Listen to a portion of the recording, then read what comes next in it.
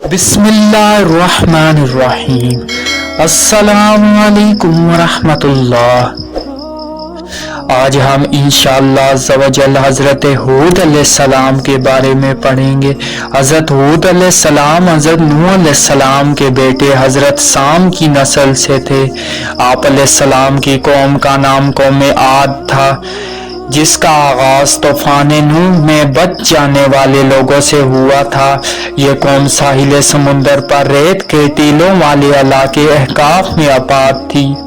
اللہ سبحانہ و تعالی نے انہیں لمبے چوڑے جسم دیے، بہت مالدار اور اولاد والے تھے۔ وہ لمبے لمبے ستونوں والے محل بناتے تھے، جس کی وجہ سے انہیں قوم ارم بھی کہا جاتا ہے۔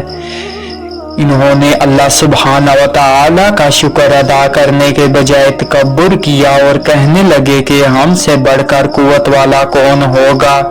یہ لوگ ایک اللہ سبحانہ و تعالی کی عبادت کرنے والے تھے، لیکن رفتہ رفتہ شرک میں مبتلا ہو کر بتوں کی پوجا کرنے لگے۔ اللہ سبحانہ و تعالی نے قوم عاد کی اصلاح کے لیے حضرت ہود علیہ السلام کو رسول بنا کر بھیجا۔ حضرت ہود علیہ السلام نے اپنی قوم کو ایک اللہ کی عبادت کی دعوت دی۔ آپ علیہ السلام نے لوگوں کو اللہ سبحانہ و تعالی کے ساتھ شرک کرنے سے منع فرمایا۔ آپ علیہ السلام کی دعوت توحید پر قوم کے کافر سرداروں نے معاذ اللہ حضرت ہود علیہ السلام سے کہا کہ تم نادان ہو اور ہم تمہیں اللہ سبحانہ و تعالی کا رسول نہیں مانتے۔ سرداروں نے اپنی قوم سے حضرت ہود علیہ السلام کے بارے میں کہا کہ وہ تو تمہاری طرح ایک انسان ہے، جسے تم کھاتے ہو ویسے وہ بھی کھاتا ہے، جیسے تم پیتے ہو ویسے وہ بھی پیتا ہے، اس لیے وہ اللہ سبحانہ و تعالی کا رسول نہیں بلکہ ایک عام انسان ہے، اور تم اس کی بات نہ مانو۔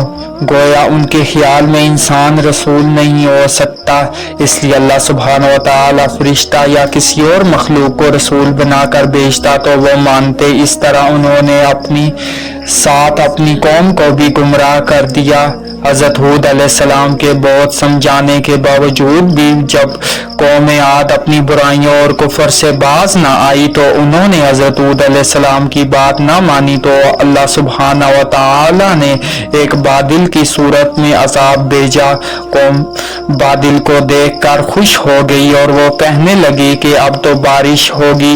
حضرت ہود علیہ السلام نے فرمایا کہ یہ اللہ سبحانہ و تعالی کا عذاب ہے، لیکن قوم اس بادل کو دیکھ کر خوشیاں مناتی رہی، یہاں تک کہ اللہ سبحانہ و تعالی کے عذاب کی سخت آندھی آ گئی، جو 8 دن اور 7 راتوں تک مسلسل چلتی رہی۔ ساری کافر قوم اس آندھی میں ہلاک ہو گئی۔